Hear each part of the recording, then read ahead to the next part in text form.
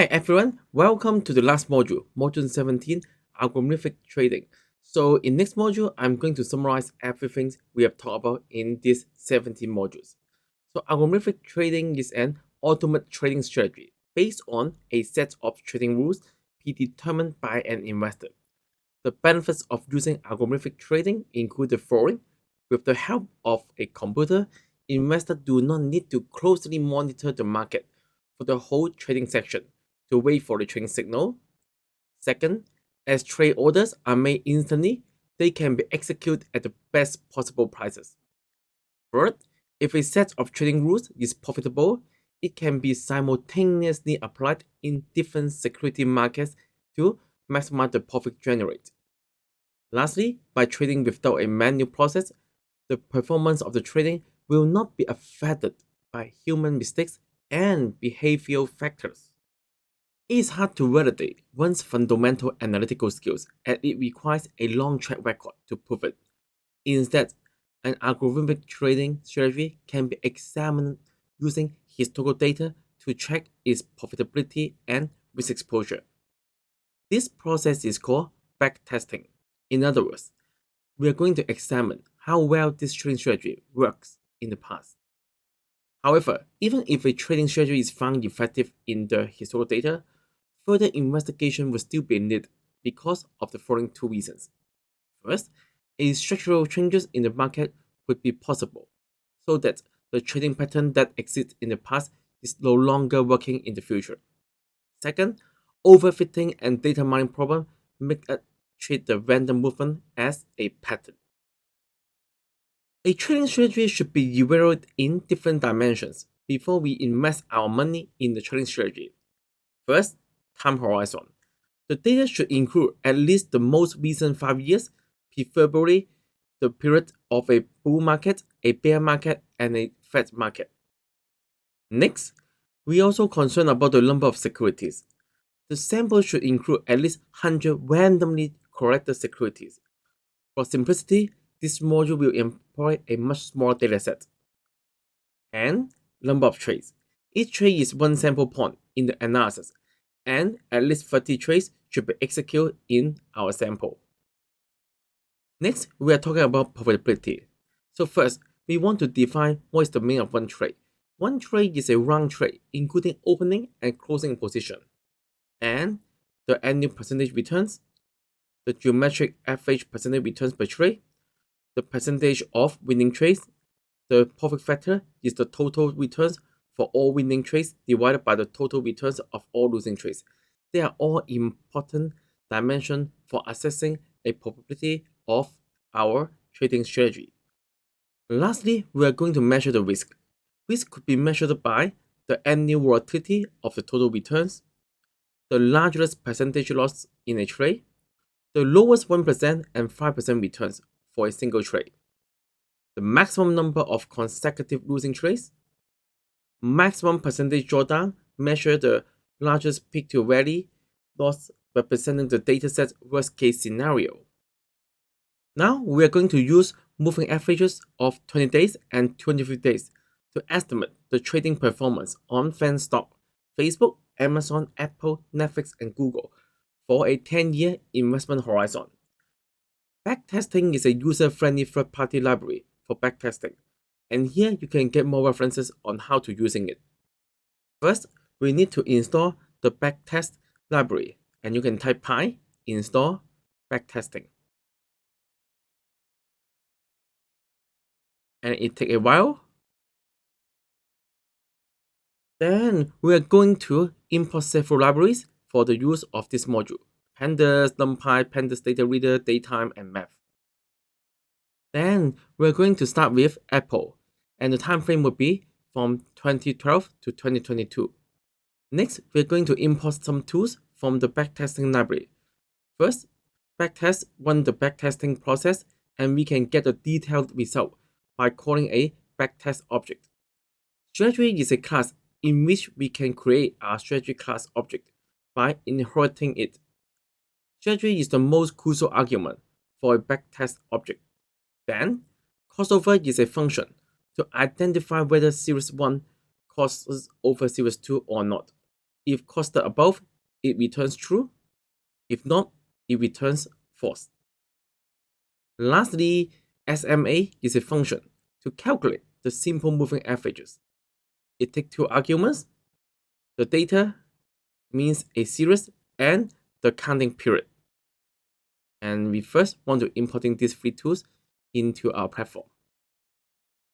So here we're going to create a SMA cross strategy class to conduct an SMA cross strategy. In the class method initial, we need to prepare the indicators that the strategy will use. In this practice, we prepare two indicators, a 20-day closing price SMA and a 250-day closing price SMA. Then we get the indicators by using the functions I. The first argument is the SMA function. The remaining tools are for the SMA function. In class method next, we need to define how the strategy is operated in terms of each data point.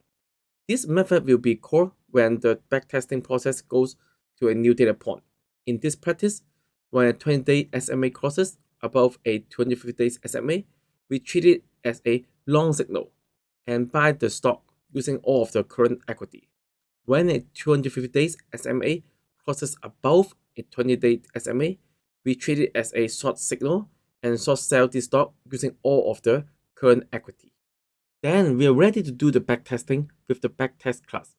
The first two arguments, the data frame and the strategy, are compulsory. The other arguments are optional. Here, we specify that the initial cash is 10,000. Every time we enter a new position, the previous position will be closed automatically. Other optional arguments include commission, hedging, margin, and trade on close. Use the current closing price to calculate profits instead of using the next opening price. This now of course activates a backtest object based on the data of Apple and the SMA cost strategy. Then we are going to type output equal bt.run. bt.run will run the backtesting process and give a detailed result with a variety of statistics. And lastly, we're going to type bt.plot. This bt.plot will generate a dynamic plot to show the whole backtesting process in details. Then it's time for us to show the result. Here we first type trace equal output trace. The detailed trade information is contained in output. So we store it in the variable trace for further analysis. Next, we type equity equal output equity curve. The equity changes are recorded row by row. We store the equity information in the variable equity for further analysis. And now we can run it. Now you should be able to see several graphs. The first one is the equity changes. And then you can see that all the way up and then going down. And you can also see the profit and loss. And then the SMA and trace, and also the closing price in the diagram. So lastly, this is the volume. Here, we're going to prepare our performance metrics. Most entities of performance metrics could be retrieved from the output above directly. Create a dictionary to contain the statistic of performance metrics. Then, we're going to set the time horizon. Here, the output duration refers to a time delta object.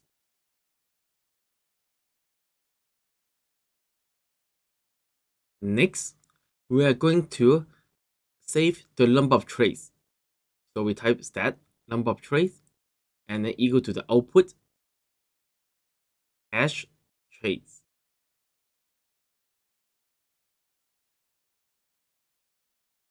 And we also want to estimate the average percentage return per trade.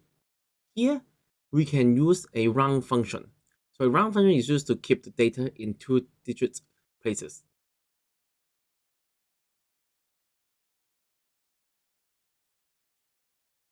Next, we want to estimate the annual percentage return. And we also want to estimate the percentage of winning trades, profit factor, and annual volatility. Then we are going to estimate largest loss in a single trade and lowest 1% and 5% returns for single trade.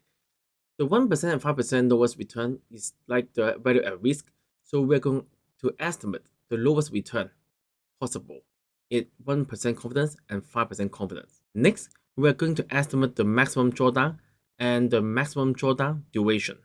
Then we're going to estimate the maximum number of consecutive losing trades. Here we create a new column, win or loss, for trades to indicate a trade win or loss. Then we create a new consecutive losing trades column for trades to calculate consecutive losing trades. And here is a convenient way to calculate the number of consecutive entries.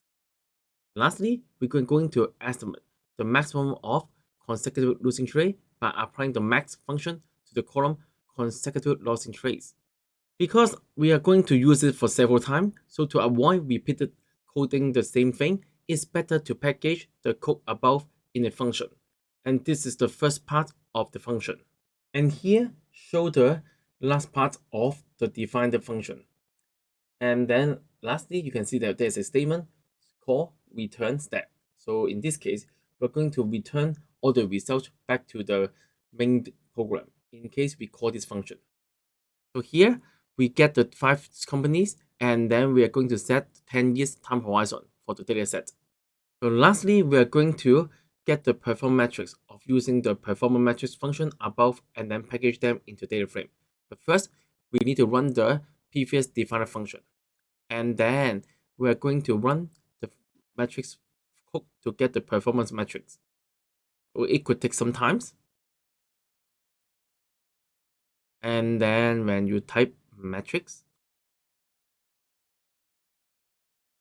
okay, now you should be able to get those very important parameters for our trading, like time horizon, number of trades, average return trade, annualized return. For example, you can see that the trading strategy seems to perform quite well for Apple and Amazon, but not for the others.